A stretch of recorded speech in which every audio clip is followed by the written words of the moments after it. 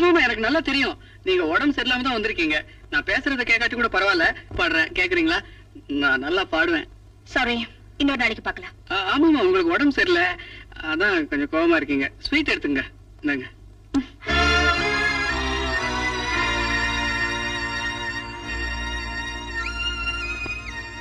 ரொம்ப நன்றிங்க.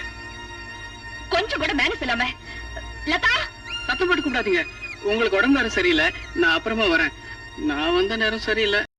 ராப்போது ஆனா உன் ராகங்கள் தானா, அன்பே சொல் நானா தொடாகாத ஆனா, உள்மூச்சு வாங்கினேனே உள் மீது தூங்கினேனே, இல்லாத பாரமெல்லாம் நெஞ்சோடு தாங்கினேனே, நிலாவ நாளும் தேடும் வானம் நான்.